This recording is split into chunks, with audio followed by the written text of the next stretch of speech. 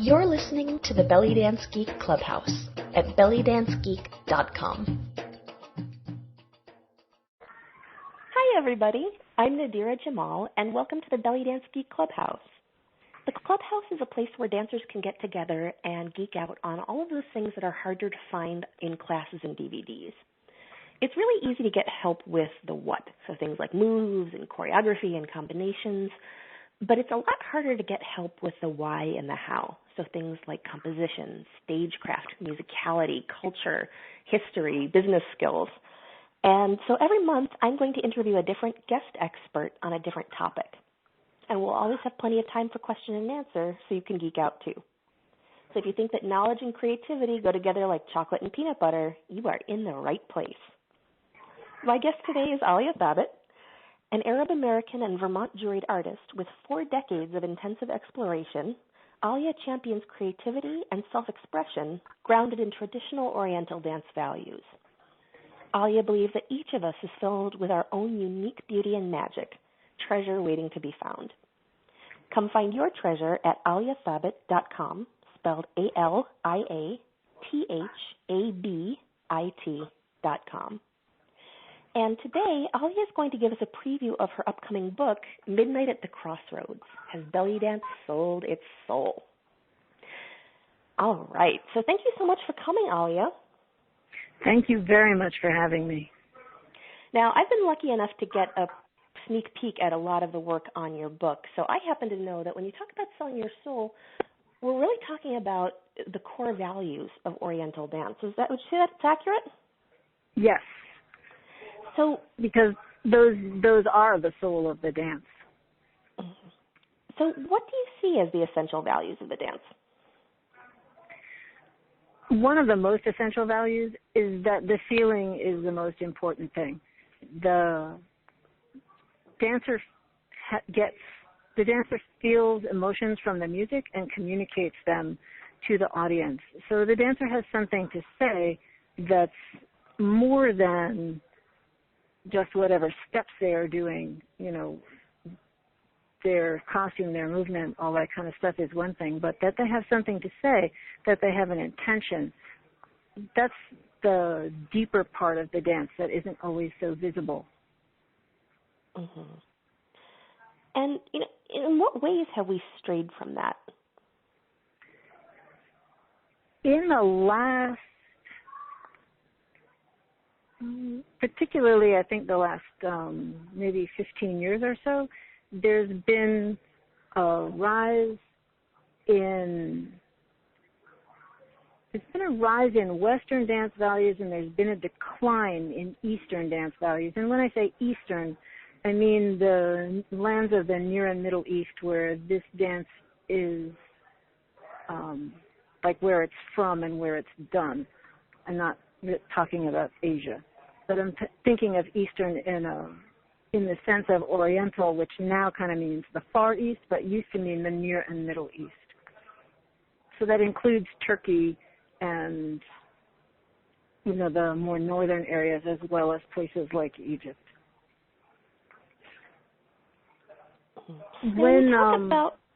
Sorry, go ahead. When I'm using September 11th as a marker, particularly in the United States. And at that time, particularly in the United States, when the towers went down, nothing moved in this country for quite a while. And a lot of more ethnic-flavored clubs went out of business. A lot of things went out of business. Small manufacturing in this country was, effectively killed by 9/11. But another thing that was killed was the ethnic clubs. Because, restaurants can't last too long without people coming in. Nobody went anywhere for a couple of weeks after that happened, in particular in New York, like the bridges were closed and stuff.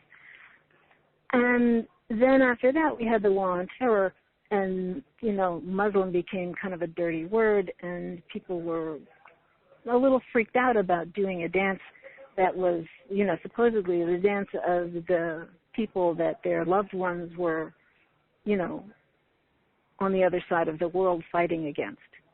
So I think that had some influence in pushing away the more Eastern qualities that had hitherto been kept alive by these clubs, where there was a lot of live music and dance, and they knew what they knew what those qualities of dance were, and they tended to opt for that over the pretty girl in a costume syndrome. Mm-hmm.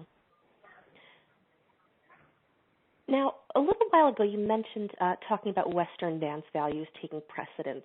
What do you see as Western versus Eastern dance values?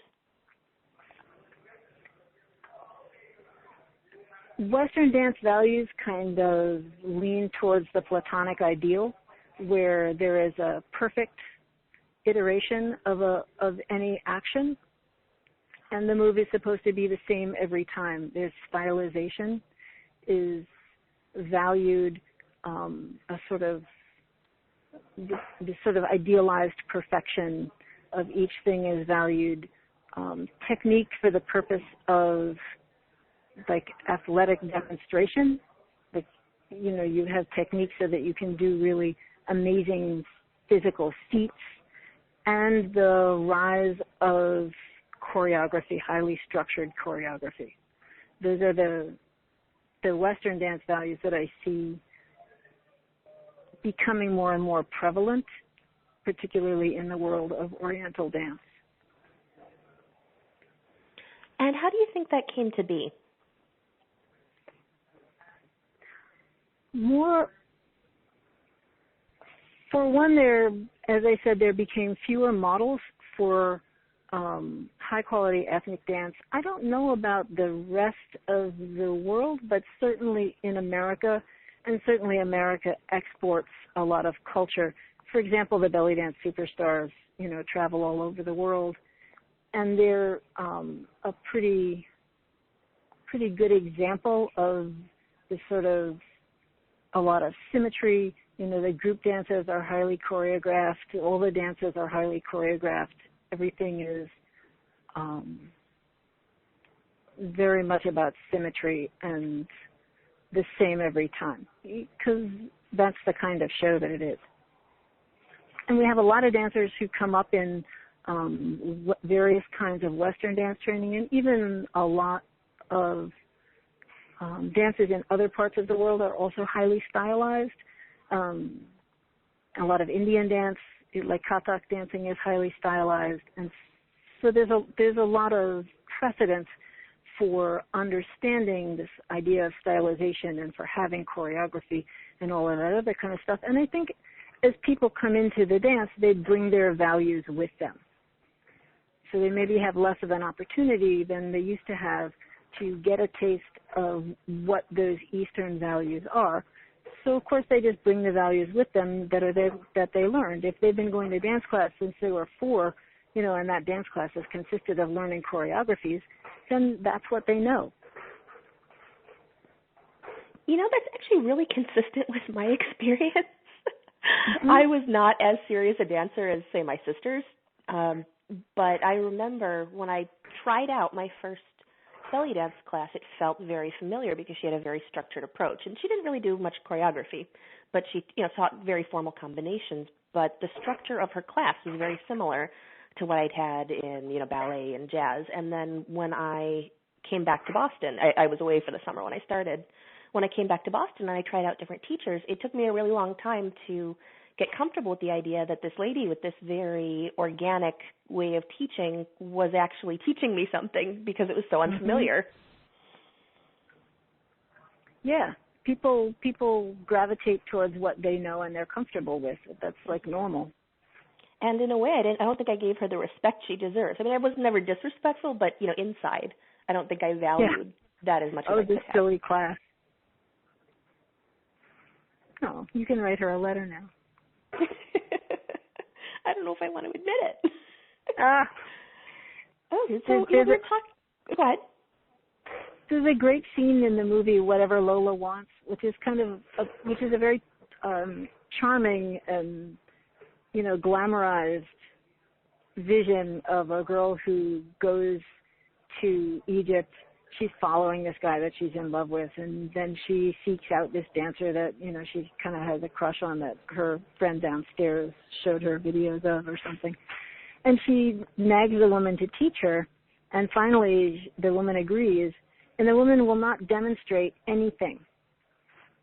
One move she will not demonstrate. She just makes the girl do it. And the girl is like, why are you doing this? And she says, because if you watch me, you're just going to learn how I do it. You need to learn how you do it. That is not comfortable.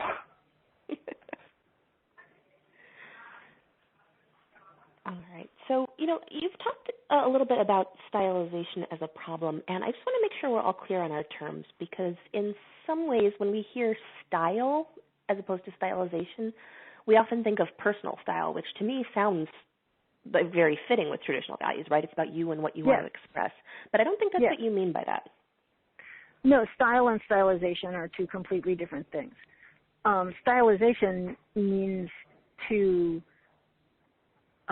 make something be the same over and over again. It's stylized so that, like a whole row of bowling pins, they all look exactly alike because they are exactly alike. And when you do your choreography so it's the same every time, and you do your moves so they're the same every time. I'm not a fan of drilling, for example, because drilling is about doing things the same way over and over and over again. I don't think the body is really meant to do that so much. It's kind of hard on the body, and that's also how you get injuries, because when you're performing, you don't really tend to do things over and over and over again like that. You have to learn. You have to develop your technique. I'm not arguing against having technique, and I'm not arguing against having stellar technique. I'm arguing against having that be the most important thing of your dance. Mm-hmm. I hope that makes sense. Absolutely. I just wanted to jump back to something that you said, and then you distracted me with a good point. I'm sorry. Oh, boo. So stepping back a little bit,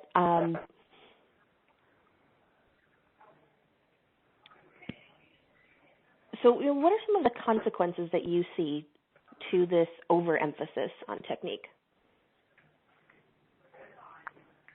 I see a lot of very aggressive dance.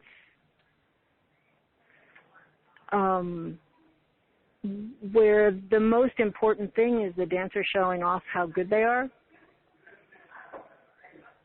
And to me, that's not the purpose of this dance. The purpose of this dance, like the classic purpose of this dance, and of course there's a lot of other things that you can do, but the classic purpose of this dance is to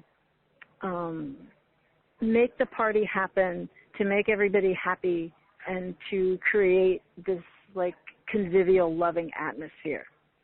If you're doing theatrical dance, you're going to be doing different things than that. And we have so much fusion and so much opportunity for other stuff. So I'm not saying that that's the only purpose, but that's the classic purpose. Does that make sense as a distinction? Mm-hmm.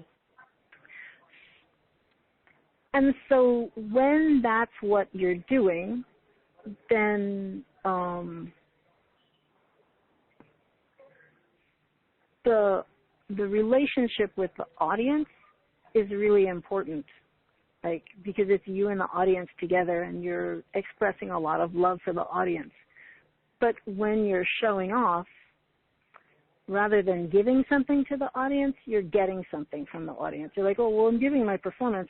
Well, you're putting your performance out there so that the audience will, like admire you and think that your dance is really awesome. It's very different. In the East, technique is the servant of expression. So you have all these chops so that in the moment you can more brilliantly express whatever feelings you get for the audience, so that everybody is enraptured and everybody is elevated to this state of ecstasy. Mm-hmm.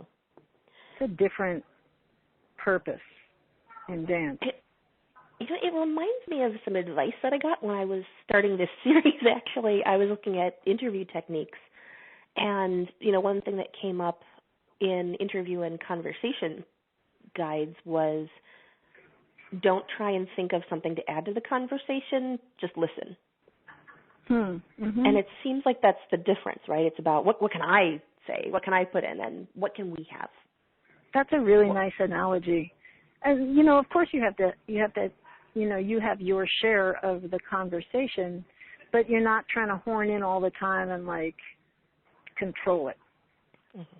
It's about us, not me. Yeah, and it's also about the relationship and the conversation with the music. We don't have so much live music anymore, so that's a big change.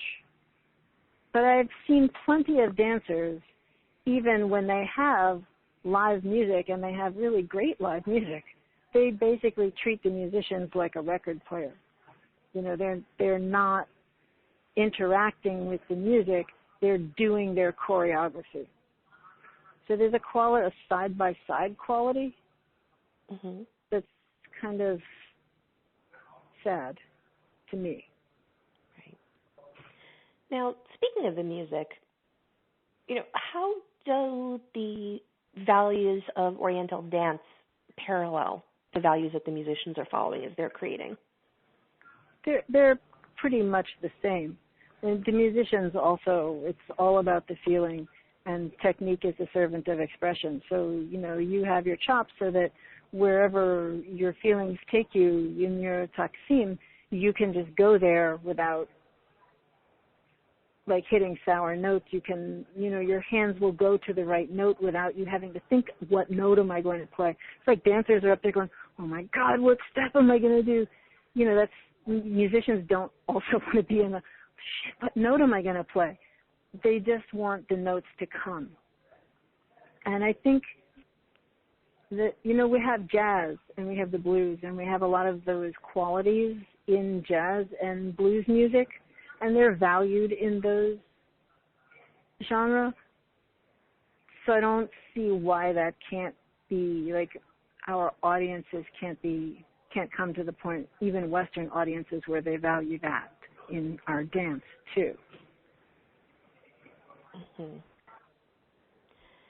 Now, I want to step a little bit back to when we were talking about technique, because, and again, for those of you who are just tuning in, I have backstage access to Alia's book. I've seen her as she's been writing a lot of it, and there's a phrase that you use several times that I think is so apt, and that's tick-tock technique. Can you tell us what that is and how that fits into this discussion? Yeah. It's when every movement is so precise, and you're going from A, B, C, and you can hear the little clockwork ticks as the dancer goes from place to place to place with her body, because everything is being put in this absolutely precise spot. There's also a lot of hip-hop elements that have come into belly dance, and those have a lot of sharp percussive qualities. That's not what I'm talking about. It's a level of precision and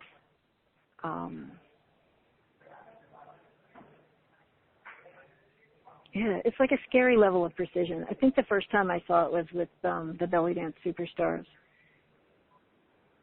And it's I wanted to look behind some of the dancers to see if I could see the keyhole, where you wind them up.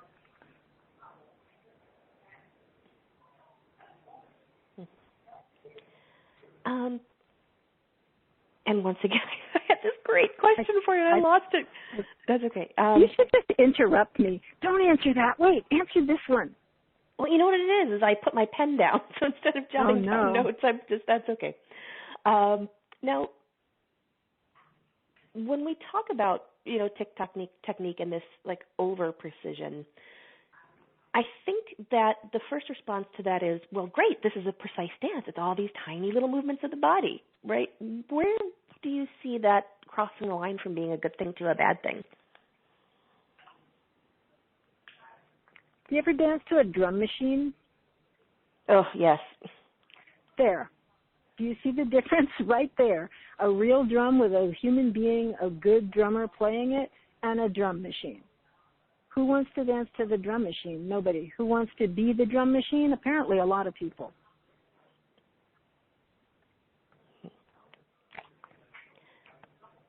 So where do you see the role of precision fitting into traditional values? I don't.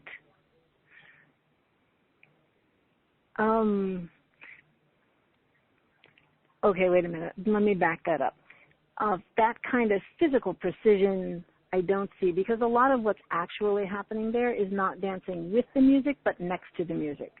Like the dancer has their thing that they're going to do, and if they're very, very good, they look like they're with the music. But they're kind of like a drum machine, even though they're a human being. Where I see precision in this dance is in timing. Timing, which is being completely engaged with the music so that you're reacting to it even before you hear it, that's where precision becomes valuable. Because, like you see dancers sometimes and their accents are off. It's like they're waiting to hear the accent and then they're doing the move that goes with it. Mm-hmm. You have to just feel it coming. And just so sometimes you might be there a little before and sometimes you might be there a little behind, but you're always in it and on it. So that to the degree that if you're there a tiny bit before, it looks like you made the sound. That's what you want, is that quality of the music is coming out of your body. The movement of your body is creating the music. That's that level of precision. And it's not about already having made decisions about the moves, because traditionally you would be dancing to improvised music, so you wouldn't necessarily know where all those things were going to be. A lot of this has come because of recorded music, because people can listen to the song 4,000 times at home, and craft something to fit in every little place. And then you get really super articulated stuff where every little note they manage to stick something in. So precision, when you don't have a plan and you're just letting the music in through your ears and letting your body react to it, and you're completely with the music and you're completely on it, that's very cool. And people feel the immediacy of that. And it's thrilling. Mm-hmm. Now, you've talked a little bit about, trying to fill every moment and hit every possible accent and aspect of the music. How much of that do you think has to do with how we feel judged by other dancers rather than by the audience? I'm not sure I understand your question. Do you mean people do that? Could you repeat your question? Sure. I sometimes get the impression that when people do what I think of as overdancing, right, trying to fill every last little compartment in the music, it almost seems like they're trying to tell the other dancers in the audience, see, I heard all these things. See, I can hit all of these things, rather than doing what they think will make the audience happy.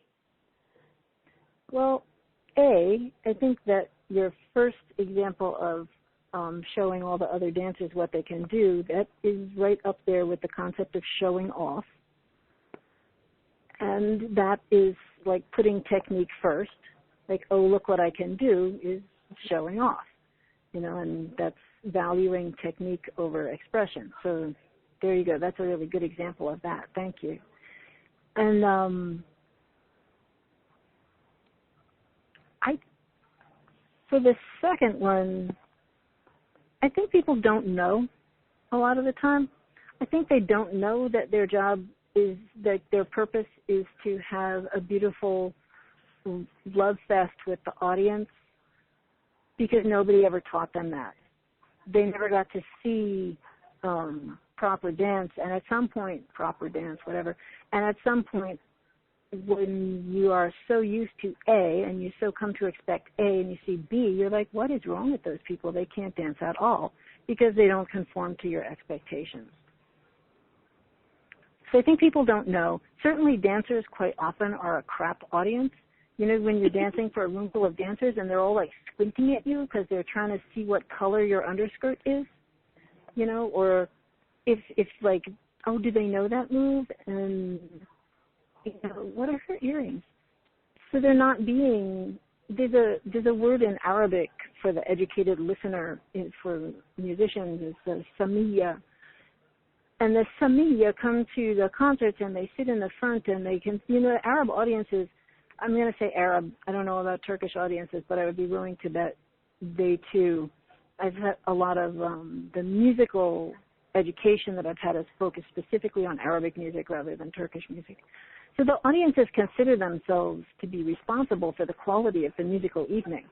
You know, they have a stake in it, and so they also are going to be like, you know, cheering up the musicians and oh Allah, and like listening and paying attention and rewarding the musicians for playing well.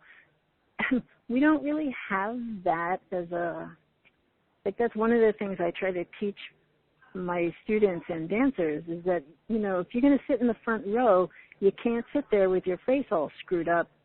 You have to be like smiling and there for the dancer. I don't care what the dancer's quality is. If there are people in the front row who are sincerely happy to see her and are like giving her a lot of love, she's going to do a better job than, you know, there's a whole bunch of people squinting at her. So if you're going to sit in the front row, and we all do, then you got to do that.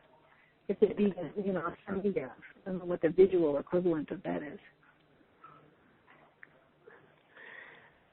Now, speaking of audiences, you know, it seems like the composition of who we're dancing for has changed.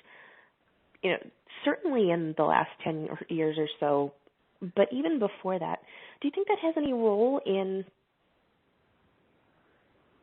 this straying process? I wonder what, like if there's a chicken egg quality to the dance changed and the audience changed. You know, and I think some of the ethnic clubs are coming back, but it's not like it used to be for sure. It's certainly not in New York, and I was just talking to a dancer from Boston, and it's still not the same there either. So if the dance changed and it no longer had so many of the qualities, then maybe some of the people who used to see dance stopped going, and it had qualities that a different sector of people liked, and so they might start going. I live in the sticks in Vermont. You know, we tend to have not so much variety in our audiences. There just isn't that much variety. Absolutely. Now, you know, you've talked about a lot of changes in values and a lot of these shifts, so towards stylization, towards the same every time, and all of these things. Do you think that there are any positive effects to any of these in addition to the negative ones?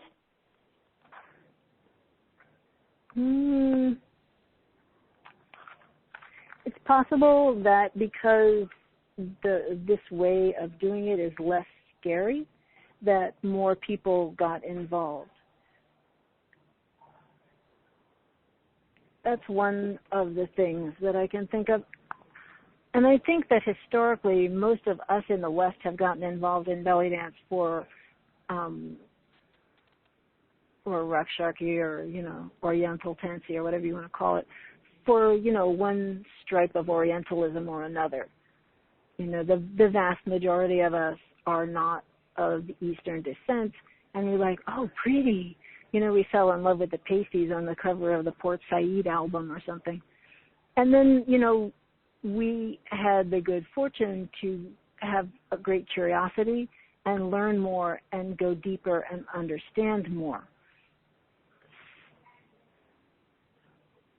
there may be a less of that opportunity in a lot of places for people who want to go deeper. It may be a little more hard to find than it used to be.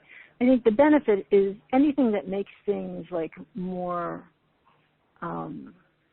available and more attractive to people is good, but everything like that is, every door goes both ways. So all of these things, can be benefits and negatives at the same time. Mm-hmm. Now, you brought up Orientalism, and I think that that's a word that most people have heard, but not everybody necessarily thinks about all of the different ways that that can play through. Can you tell us a little bit more about what you had in mind when you mentioned it? Could you say the word again, please? Orientalism? Oh, Orientalism. Yeah, Orientalism,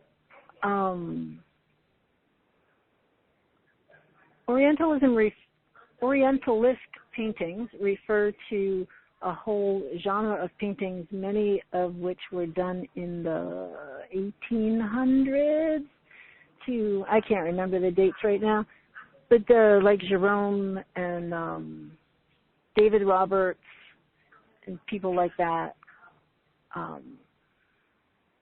There's some Sargent paintings. There's a whole bunch. If you look up Orientalist paintings, you will see the most drool-worthy, beautiful paintings ever. And those were Western painters some of whom went to what, was then thought of as the Holy Land and beyond. And there was writers who went to. It was very popular. And so they would go and they would find subjects to paint. All of those, the photographs, the Leonard and Landrock photographs, and a lot of them are like nudes and stuff. Those people did not pose nude. The painters paid them to pose nude. And then a lot of the time, people kind of got in trouble for hanging around. The women would get in trouble for hanging around with painters and taking their clothes off. But, money. And that's the whole thing, is Western money influencing all of this Eastern traditions, and then bringing that back and like, oh, those are the Eastern traditions because look, it's in a painting. And a lot of those painters were pretty responsible about painting real things, and a lot of them just made stuff up, and painted whatever. They painted their girlfriend amongst their, carpets and the hangings that they got.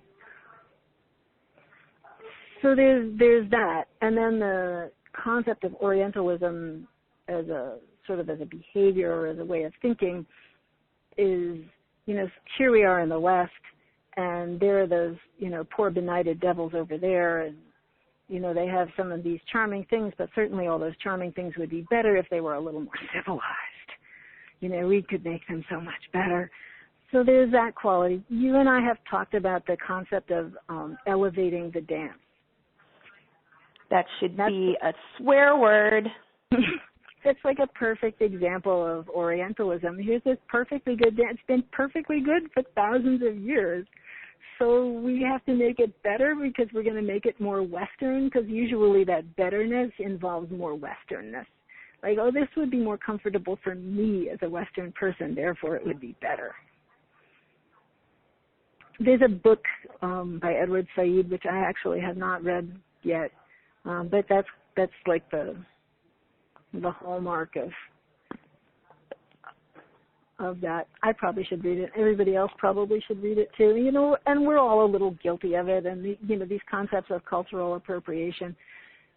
Every time I went to Brazil and I bought a beautiful veil that was very much like a particular ones that a lot of the Brazilian dancers were using, and they use very short veils in Brazil. And a lot of the dancers had like these black bars painted across their eyes. I was like, oh my God, that's so cool. So I got a costume in Brazil, and it's this very it's kind of a tribal costume, but to me it's kind of shamanic, and I have my Brazilian veil, and I want to do something with, that black bar painted across my eyes. Total cultural appropriation. I don't even know what the hell it is. So I haven't done it yet because it would be really terrible. I probably will, but it will be total cultural appropriation. with basically no understanding behind what I'm doing whatsoever. And that's what a lot of folks are doing in general. We're just going to dress up as a geisha for Halloween. You know, and there's like, dressing up as a geisha for Halloween is kind of one thing, and then it just sort of wanders around between how inappropriate are you? I don't know. Where there's a lot of funny lines. I'm not going to try to find them tonight. Mm-hmm. Now, circling back to your original comment, you said that, you know, when most of us are coming to this dance, we're bringing an element of Orientalism to our initial interest. Can you tell us more about what you meant by that? We come because some bright, shiny thing attracted us. And not because most of us aren't, like, from the countries of this dance, so it's not really part of our culture, and we're attracted to some aspect of it. Some of us go a lot deeper and like spend a lot of time finding out about the culture so that we can represent it more accurately, and a lot of people don't. A lot of people are really, like, they're pretty fine and happy with the part that they like, just taking the part that they like and not knowing anything else about it. They're fine with that. Mm-hmm. And it's not that that's the most terrible thing in the world, but it's like better if there are more opportunities for people to find out more. Mm-hmm. So, you know, looking ahead, right, you know, all dance is a living, evolving thing. You know, we don't like to think of any dance as being this museum piece because that's not how it operates in any of the cultures where it exists, whether it's our dance in the Middle East or any other one. So, you know, why do you feel that it's important to hold on to these values when the dance itself is changing?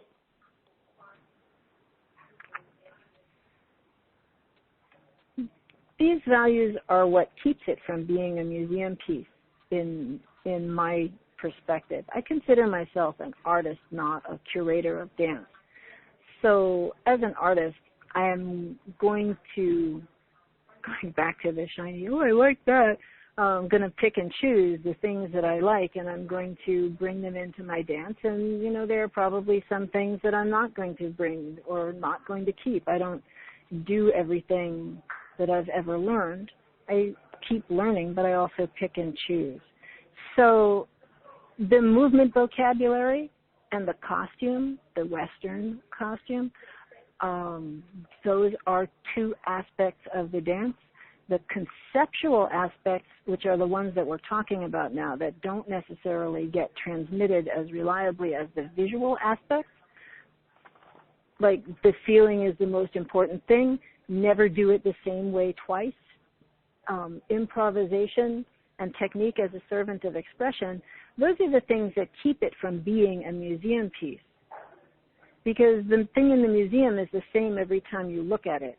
The living dance where someone in any time or place is like hearing things in the music and taking those feelings and expressing them, that's going to always be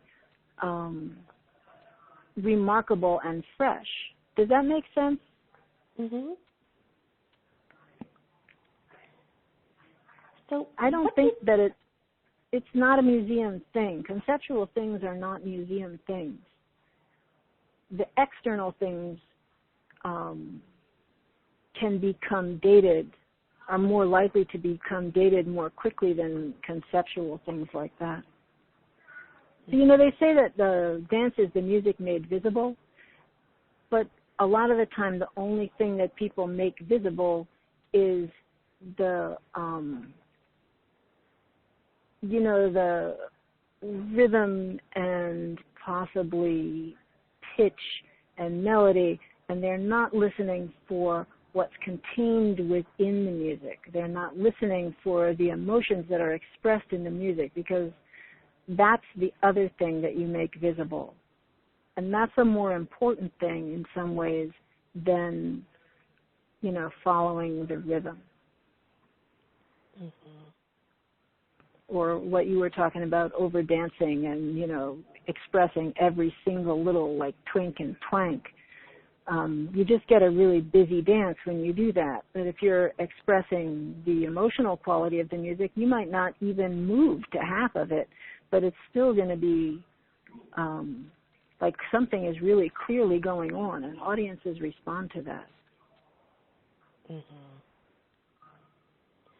Now, as performers, how can we make sure that we stay true to these values without getting too deeply into setting rules and turning it into some kind of museum piece?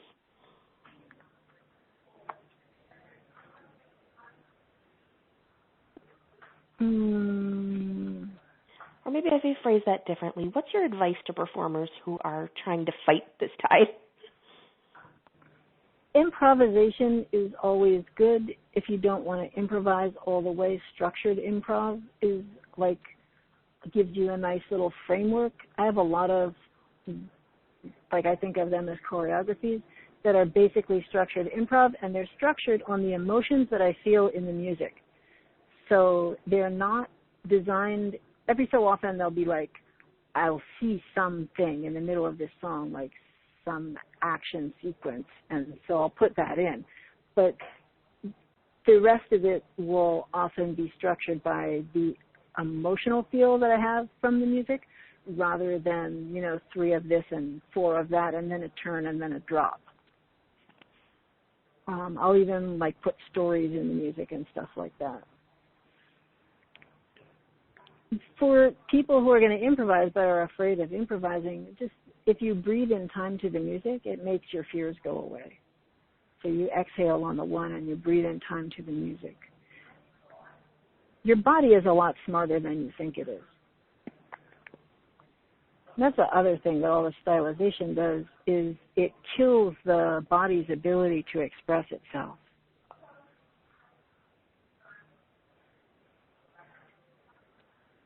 Now that seems like, the opposite of the intuition, right? If it's if I can get my body to do exactly what I tell it, doesn't that mean I'm expressing more? No. That means you're controlling everything.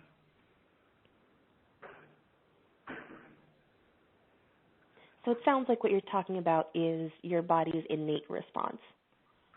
Yeah. Being stifled. Yeah. Your intuitive response, your sort of unfiltered reaction. And everybody, of course, is afraid of doing something ugly or something that isn't belly dance, and the dance police will put them in jail. But once you know there's not that many moves. I mean, you could say there's a lot of them, but there's this relatively small quantity of basic moves that are infinitely variable. Belly dance is more about strange attractors, where a hip circle isn't a hip circle. It's little here and big here and fast here and slow here and tiny here and enormous over there and big on one side and small on the other side. I mean, every single movement in this dance is infinitely variable. And that's the great part of it, is that you can fit it to the music, because you can change every aspect of it, the speed, the force, the height, the width, the weight, all of these things that are available to you. So, you do have to train to respond intuitively to the music. You practice that. You don't just go out and do it. You practice, and you get better at getting your brain out of the way and letting your body respond to the music. I used to always be on my own case about I have to practice, my technique has to be better. My posture, my arms, my this, oh my God, my hands. My hands could still be better, whatever. But one day I was if the most important thing is the feeling, why aren't you practicing that? And so that's what I started putting my time into. And my dance got a lot more interesting.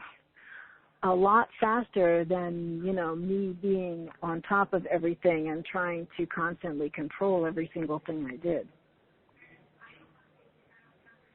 Mm-hmm. Did I you had a really similar. Go ahead. Go ahead. Sorry. I was saying I actually had a really similar experience when I was down with an injury for 9 months. Mm-hmm. I couldn't practice at all, but my dancing got way more sophisticated emotionally. I was listening a lot more deeply to music. I was just like imagining like a feeling of moving because it was an abdominal injury, so I couldn't even just dance while sitting down. It was serious, but it's so much better. It's exactly the way you said. Mm-hmm.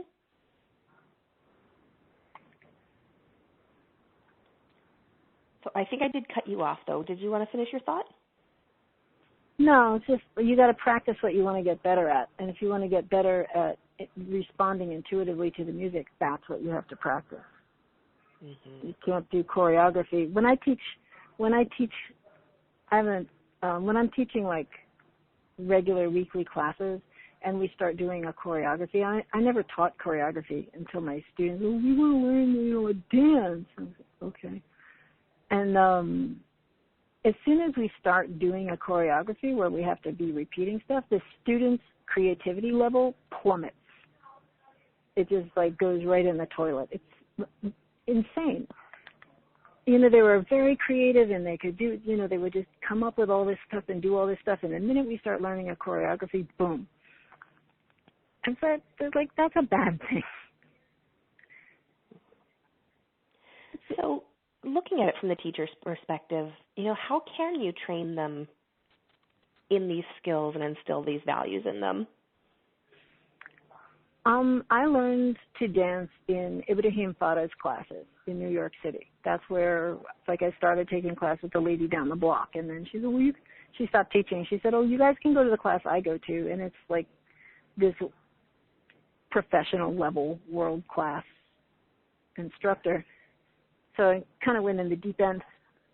But at the time that I was going, later in his career, he taught a lot of choreography. But at the time that I was going to his classes, no matter how many times a week you went to class, we never, ever did the same thing twice. I went sometimes 3, 4, 5 times a week. We never did the same thing twice. There's always something different. We did a lot of combinations, and the combinations were always different. It was just like a little chunk of the music. We did a lot of things across the floor, and a lot of the time the direction was that we should do it differently than what anybody else in class had done. He told us straight out, please feel free to do whatever it is that I'm doing here in the front of the class. Do it differently than what I'm doing. Do it the way that it feels right on your body. And he would often bring up people and have them demonstrate so that we could see the moves on different bodies. So, and sometimes we would follow him. A lot of the time we followed him when he improvised. So he would just improvise and we would dance along behind him. So I learned a lot very quickly. I mean, if every time you go, there's like different things happening and like different everything. And we had cymbal class, we had like dance class for an hour and then we had cymbal class for an hour. So you did everything with bells on after that. It was fast, really fast. It's, in some ways it can be more on a teacher because they have to, put together combinations and stuff. But in some ways it's easier because you don't have to prepare so much in advance. I don't think he prepared. I think he just walked into class and made stuff up. So everything was very fresh. He could remember things like that. I couldn't remember things very well. I had to prepare a little more. So we've talked a little bit about, how an individual performer can hold on to these values and how teachers can pass them on. It seems like the other role that would be important in keeping these alive would be just the community member. So, how can you be a force in your dance community for keeping these values alive and helping other people see their value? Leaders lead by going first. Leaders are not bosses. So they don't make other people do things. They just do things, and then other people get to see that, the leader doing something gives others permission to do it. So you just do it, and you have a rationale for why you're doing it. You know, if anybody asks you, it is very hard sometimes because you might be in a community that's extremely conservative in terms of, you know, choreography and stuff like that. And, you know, haters are going to hate. And Lila Farid, she's an American dancer from Washington State who performs in Egypt. She's been living there for more than 10 years now and is been a very successful performer over there because she paid attention and she learned how to dance the way Egyptians wanted. She said the more Egyptian her dance got, the more mean comments her YouTube videos got from Western dancers who found fault with her dancing. So, you know, you might end up with some pushback from people who don't agree with you, and that's life. And sometimes I know people who live in very, like, conservative dance communities, and there they are trying to do what to them is the right thing, and, you know, it's not appreciated, but you don't really know. And you can band together with people and, you know, find people to work with you. And at this point, you can go online and you can find people online who are going to be involved in the same sort of quest that you're involved in. I think that we all have, like, treasure inside of us, and that learning to dance like other people doesn't help us find our treasure.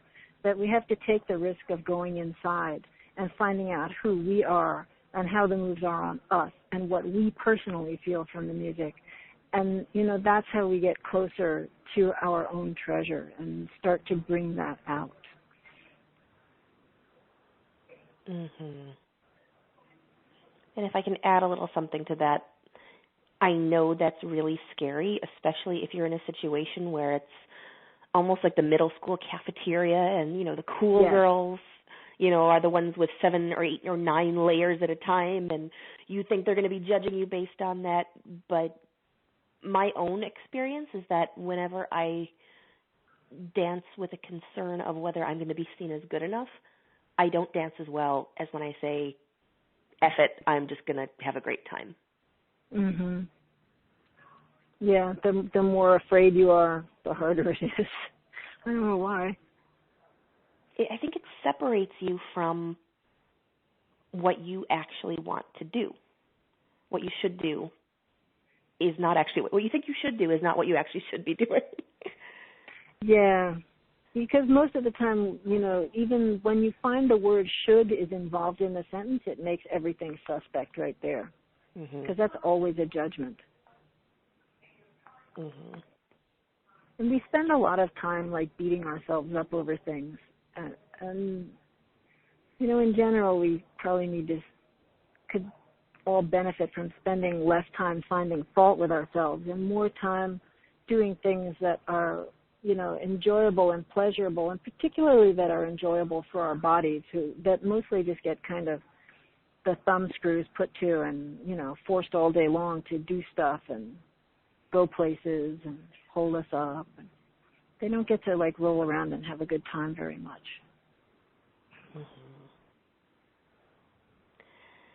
Now, you know, we've talked an awful lot about values and being a positive force and all of this stuff, but I never actually addressed the title of this talk and also of your book, which is Midnight at the Crossroads, Has Belly Dance Sold Its Soul? And I just love that title, so tell us the story behind it. Oh, in the blues tradition, there's who knows if it's a myth, but, you know, there's a storyline that players at midnight you can meet the devil at a crossroads, and, you know, you can sell your soul for technical excellence. So, I think Son House might have been one who was supposed to do that. Robert Johnson was widely supposed to have sold his soul to the devil, and there was a couple of other people. And you sell your soul to the devil for technical excellence. And, guys who would like be just mediocre crap guitar players and kind of slip out of sight, and then they'd return and they could play the pants off of any. People now can't play as well as Robert Johnson. They're sure that his recordings are speeded up because they just can't play as well as he does. So that's kind of what I was feeling with the belly dance community, is that, they let go of all of the soul part of stuff in favor of technical excellence, in favor of being like completely precise and completely on top of things and, choreographed every tiny little like shrug and wink. And the expense of that was the feeling. Because when you're so busy repeating and remembering, you're not embodied and in the moment. And the other cool thing is that apparently roughly 30% of the slaves dragged to the United States were originally Muslim, and there is a fairly large body of thought that the blues came out of the influence of that Eastern influenced musical ethos, that they had their musical aesthetics, but they didn't have their instruments, and so they're looking for notes that didn't exist on the tempered scales of Western instruments, because the Eastern scales have more notes. They have like all those quarter tones and microtones, and the musicians play with even the pitch of the notes in order to get something that more better expresses their feeling, more precisely. There's a nice precision to precisely express your emotion. And so that search for the blue note, that non-existent note, and and they used bottlenecks and stuff, and that's what gave rise to the blues. And then jazz came out of the blues. So it's kind of interesting. Belly dancing to blues music is very interesting activity too. It works really well. I was at Preservation Hall in New Orleans a few years ago, and I had a really hard time not busting it out. Oh, they would have loved you if you did. But, all the solos, Taksim right there. You can just feel it. Yep. So a lot of rock and roll came out of the blues too. So that's interesting. One time I saw Suhaila do a Taksim to one of those like screaming guitar solos. She brought a guitarist on stage with her and everything. He played one of those like old school screaming solos, and she danced to that. It was fun. Well, we have been talking for an hour already, believe it or not. So I think we had better start bringing this to a close. So I want to ask you the most important question, and that's that if people take one thing away from this call, what should that be? The feeling is the most important thing.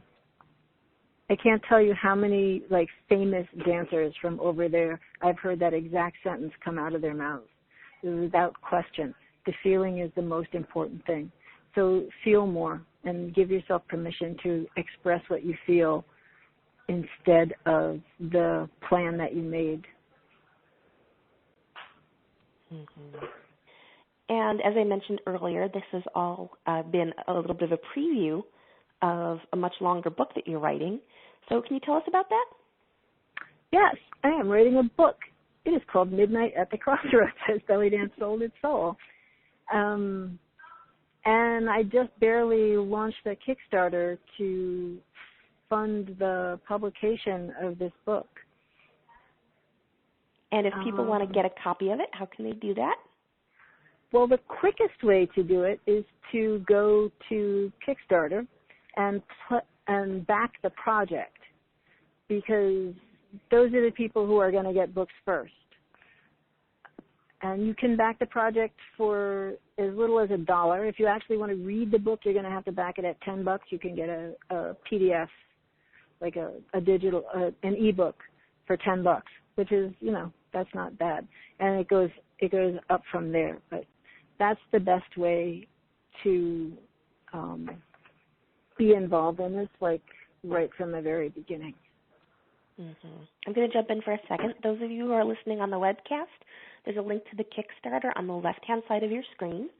And those of you who are on the phone or listening to the recording, I'll send those out in the show notes when that's done. Thank you. My pleasure. And if people want to learn more from you in general, what's the best way to do that? Call me. Go check out my website and look at my stuff. I have a couple of classes that are available on the website right now. They were online. They were hybrid classes that I did, out of interest. They were both online and in class at the same time. So you're kind of online taking classes with people who are in the room. And one of them is Dance with Confidence, and it's a whole lot of concepts and like practical stuff, exercises for just developing confidence as a performer and as an improviser. And the other one is, hell is the other one? I can't even remember. Boy, I'm great. Emotional nuance. So it speaks very much to what we're doing right now, that in terms of finding and expressing the emotion in the music and strategies for doing that. Like, there's a lot of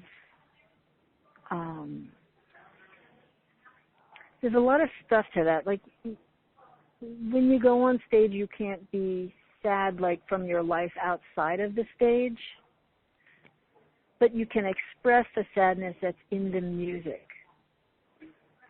And they're kind of two different things. So when you are expressing the emotions and you're really relating to the audience, then you get to be one with the music. You get to have a lot of depth and drama in your dance, and you really get the audience to like be with you. So sometimes you can feel like you're just behind a wall and the audience is over there. When you start expressing emotions and relating to the audience, then you get to be a lot closer to them. And both of these workshops are suitable for dancers in any genre. They're not specifically for anyone who dances oriental. So traditional, tribal, fusion, whatever you do. And there's ways of composing things so that you're not just always composing with steps. And those are on the website. And then I'll also be teaching probably in the spring of 2015 a course called Create Dance Art, which is all about composing in other ways than with steps, all kinds of alternative composition strategies. And you're also going to be teaching on that topic at the Las Vegas Belly Dance Intensive, aren't you? Yes, I am. Thank you for reminding me. So, yeah, come to the Las Vegas Belly Dance Intensive, and you can hang out with me and Nadira. It's like a 2-for-1 special. I'm really looking forward to it. Me too. Okay. So I think at this point I'd like to open it up for discussion with our callers. So if you're on the webcast, you can use the little question and answer box on the left-hand side of your screen to type in your question. If you're on the phone or Skype, you can press *2 to raise your hand. And if you are on Skype, that's *2 on your Skype keypad rather than on your keyboard. Okay, now it can usually take a minute or so for the questions to come in. So in the meantime, I want to put in another plug for Alia's book. As I've mentioned a couple of times, I've been getting to see a lot of the early writing. We're in a private forum together, so I get early access. Mm-hmm. And I've been really enjoying listening to that. There have been so many times when I've just replied to a post with, yes, yes, yes, yes, yes, yes. So it's really good stuff. So I encourage you to check that out and to support the project. And while we're waiting for those questions to come in, why don't I actually call up that URL so I can read it live on the call here. Okay. This will take me 1 second to get to.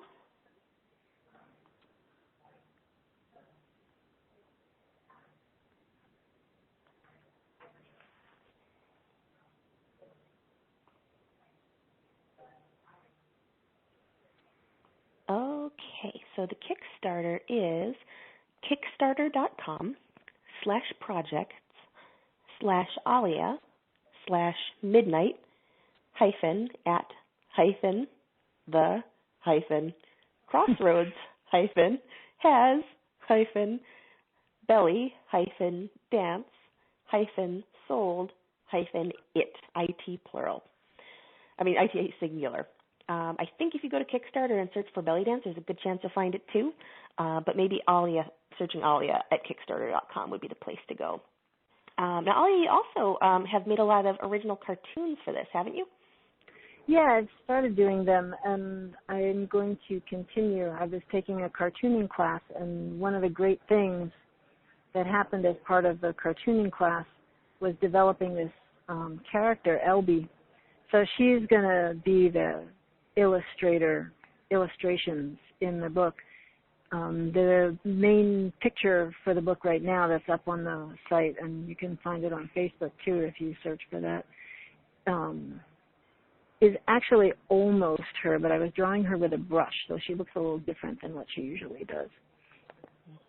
But yeah, she's really cute. She's going to be my illustration model. What I like about her is that her entire torso is a heart. Yes, right? That just, like, and you know what? so her hips are with also hearts, but she's wearing a skirt, so you can't tell. Oh. Yeah, she's kind of made out of hearts. Yeah. Well, if you go to the Kickstarter page, you can see it right there at the top. Okay, it looks like we do have a question in. Let me take a look at that one. So Pam in Brisbane says, thanks so much, Alia. I learned a lot from this, not just for dance, but also for art. Quote, conceptual things are not museum things. The difference between being a curator and an artist. So keen to read the book. Cool, thank you. Okay. And so far, I don't have any more questions yet. Again, if you're on the phone, you can press *2, or on Skype, you can press *2 on your Skype keypad. Webcast folks, you can type in a question or comment in there.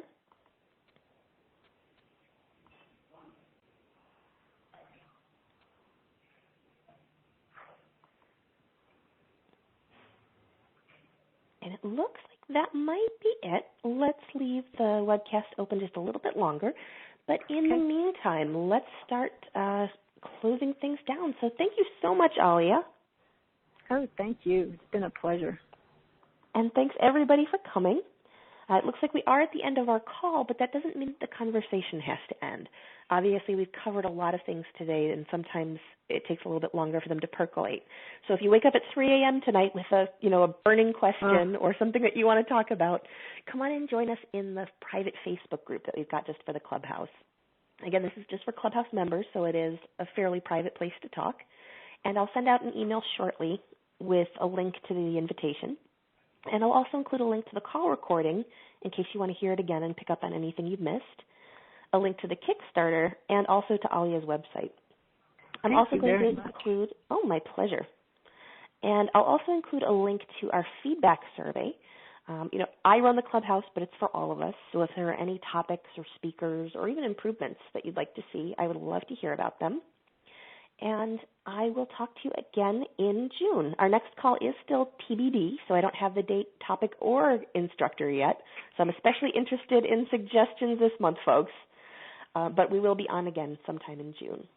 Looks like we have one more comment from Candace in Auckland who says thank you. You're welcome. All right, and I think that's it. So the last thing that I want to say is that this is the come on in kind of Clubhouse, not the no boys allowed kind.